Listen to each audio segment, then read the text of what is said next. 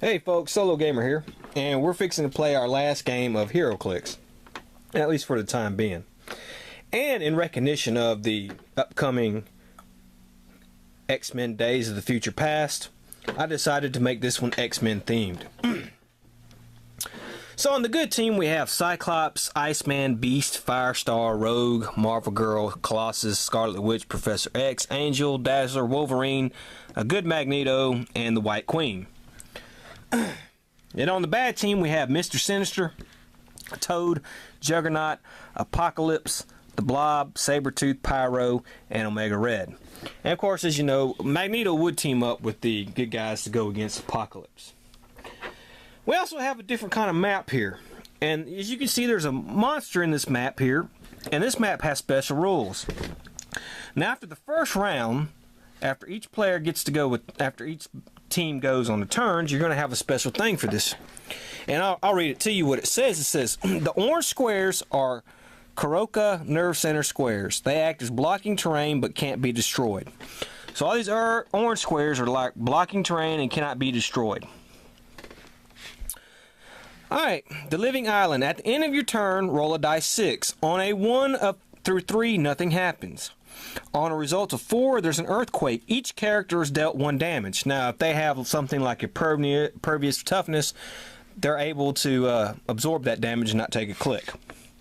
On a 5, shifting foliage. Printed hindering terrain acts as blocking terrain instead until the beginning of your next turn. Characters occupying those squares take 1 unavoidable damage and are placed in their owner's starting area. As you can see, you have a lot of green hindering terrain in this map.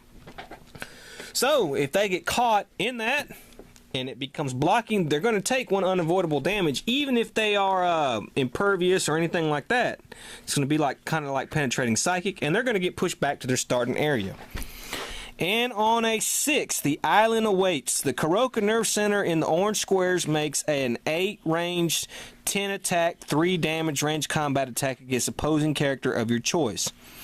The line of fire for this attack ignores hindering terrain and elevation. Okay, what we're going to do on that is these monsters here are basically going to be a neutral party. They're not going to care on whose team is what.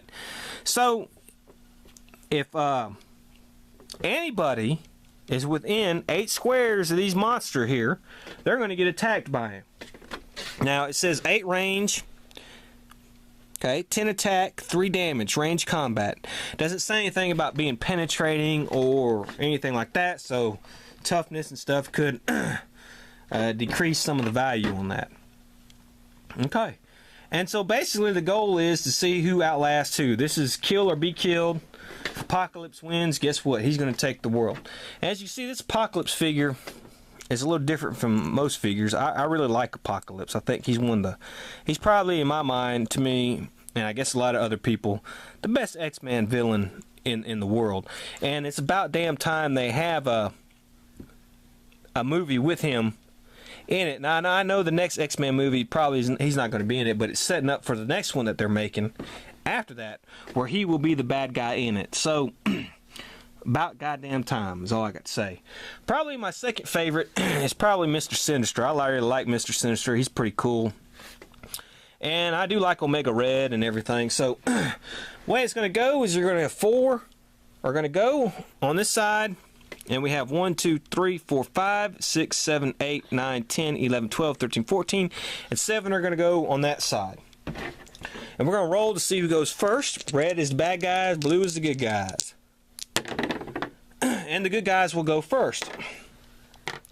And of course, as you know, I've randomly shuffled these to see who goes first. And so we have the Angel. And he starts out with Charge. He has Super Senses, and he has this thing here, Master Aerialist. When using the flight ability, Angel ignores negative modifiers from using the Care ability and doesn't have a speed value when using Charge. Okay, so he basically can carry somebody. It's not going to be a problem. And what he's going to do is he's going to carry, as a matter of fact, right now. So he's going to move, and he's going to carry Dazzler. And he's going to move 1, 2, 3, 4, 5, 6, 7, 8, 9. And we'll put him there, and we will put Dazzler right there. The next one is the Beast. And Beast here has charge. He has super senses, and he has his trained together since the beginning. Beast can use probability control if no other friendly character has used probability control this turn. He can only use it during the attacks of other friendly characters with the X-Men keyword. And just about all these guys got the X-Men keyword. So he can move 9, so he 1, 2, 3, 4, 5, 6, 7, 8, 9. We'll put him here. We have Scarlet Witch. She's a mystic, so anybody does hits her will take feedback damage. She has phasing teleport, telekinesis, and energy shield deflection. And she also has Scarlet Witch can use perplex and probability control. Okay, so she can move 8. 1, 2, 3, 4, 5, 6, 7. We'll put her here 8.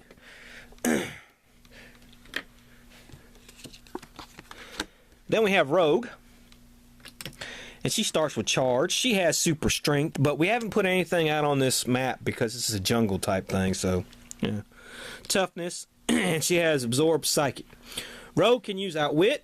She can only use it to target an adjacent character, but does not require a line of fire. If she uses outwit in this way to counter a standard power other than outwit, she can use that power until she uses outwit again. Okay, and she can fly, so we got 1, 2, 3, 4, 5, 6, 7, 8. Move her there. Then we have Professor X. He has mind control. He has telepathic confusion. Professor X and friendly characters within 4 squares that share a keyword with Professor X can use shape change. If a friendly character sees on his roll for shape change, give that character an action token if they have 0 action tokens. Okay, he has super senses and he has probability control. So we got a lot of probability controls on this team. So he can move 7. Let's see, 1, 2, 3, 4, 5, 6, 7. Okay. And see, that's 5. Then we have Magneto. Alright, then we have Magneto. And Magneto here has running shot. He has impervious. And of course he has leadership. Well, that's good. So he's a flyer as well. 1, 2, 3, 4, 5, 6, 7, 8. We'll put him right there. And we'll let him use his leadership. And let's see if he can take a token off somebody. Yes, he can. And who will he take a token off of? How about Rogue? And then last we have Dagger. Dagger here has... When Dagger hits a single character with a ranged combat attack, instead of dealing normal damage, she may choose to deal 1 penetrating damage and heal herself or an adjacent friendly character 1 damage. This is pretty good. She has willpower as well. So, for her, 1, 2, 3, 4, 5, 6, 7, 8. Move her there. And that's the good guy's turn, so let's go over here to the bad guys. Alright, first we have the Juggernaut, and he has a whole bunch of traits here. First of all, he's indomitable. Juggernaut ignores hindering terrain for movement purposes and automatically breaks away, so he can just plow through crap. At the beginning of the game, place a helmet token on this card. While that token is on this card, Juggernaut modifies his defense value by +1 and can't be targeted by incapacitate, mind control, and penetrating psychic blast. When Juggernaut takes 3 damage from a single attack, remove that token. Alright, nothing can stop the Juggernaut. Juggernaut can use charge and doesn't have his speed value when using it. When he moves due to his own actions along a straight, horizontal, or vertical path, he ignores all terrain except elevated for that action. After action is resolved, destroy each wall and square blocking terrain crossed by his path of movement. So we can actually destroy some of these blocks, which we're going to do. He has charge, so he has that. He has super strength. He has impervious, and he's just a powerhouse. So let's put him on there. He moves 6. 1, 2, 3, 4, 5, 6. Okay, so let's destroy some terrain here. Let's see here. We'll just take these things on here to show that these are now regular terrain.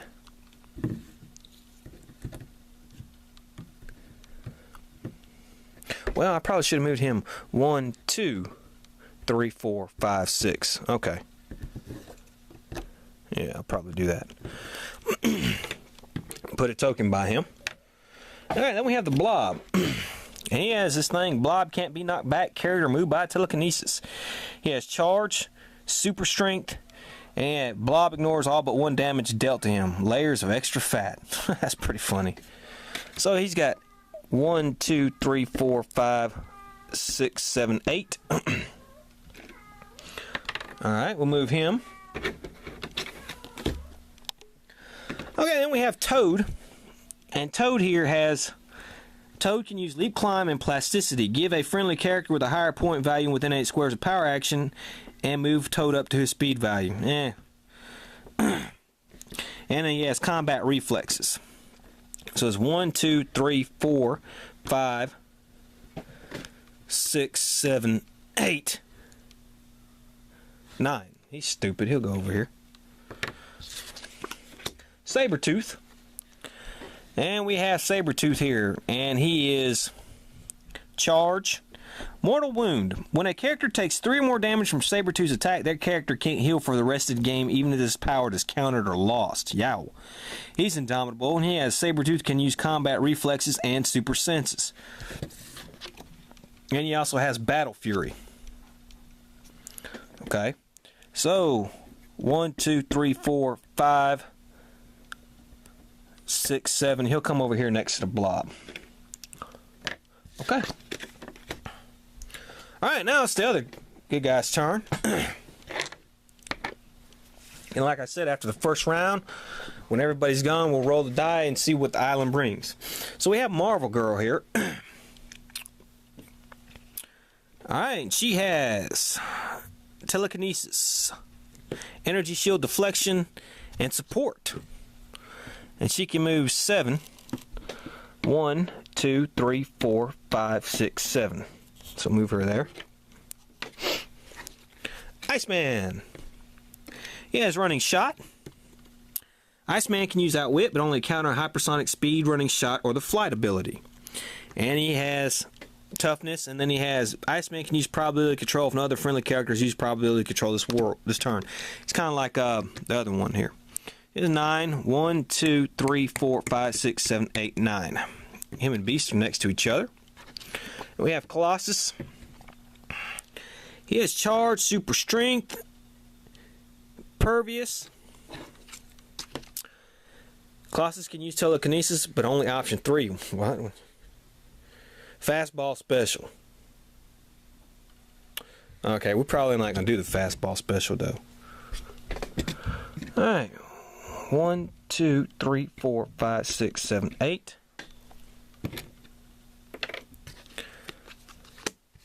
Alright, we have Firestar. Of course, she can fly. And she has Energy Explosion, Energy Shield Deflection. 1, 2, 3, 4, 5, 6, 7, 8, 9, 10. Okay, then we have Cyclops. He has Running Shot, Willpower, and he also has, he's the probability control thing. 1, 2, 3, 4. 1, 2, 3, 4, 5, 6, 7, 8.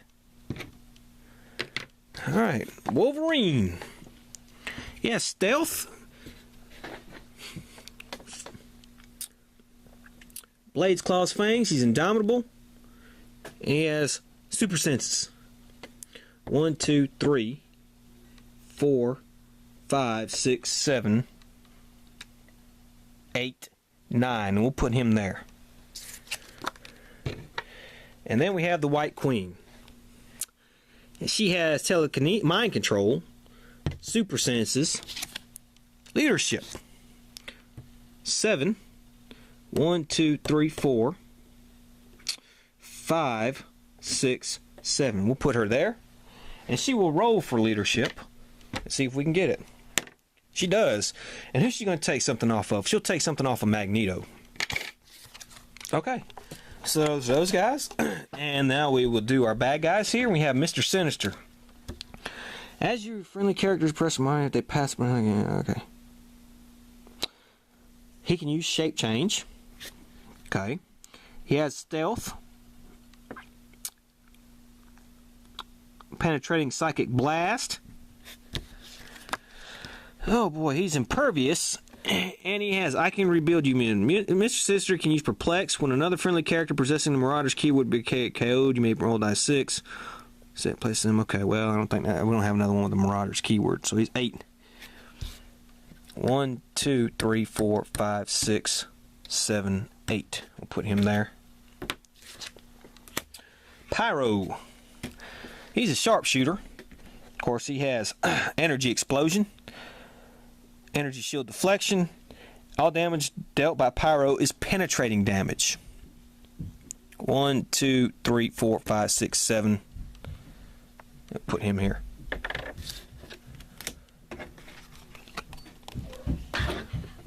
Okay. Alright, we have Apocalypse here. He can fly. And he can use phasing teleport, plasticity, and shape change. He will come with super strength. He is impervious. Jeez. And he has outwit. 1, 2, 3, 4, 5, 6, 7, 8. And you know Apocalypse is not a pushover. And then we have this right here. Omega Red. He has charge, blades, claw, fangs, invulnerability. And he move 8. 1, 2, 3, 4, 5, 6, 7, 8. We move him there. Okay, so that is the end of that round. Let us roll the die 6 and see what happens. We get a 1. Nothing happens. So nothing happened that round as far as the planet. Okay, so that's going to be the end of that turn. When we come back, we'll play some more. So this is SoloGamer saying, see you then.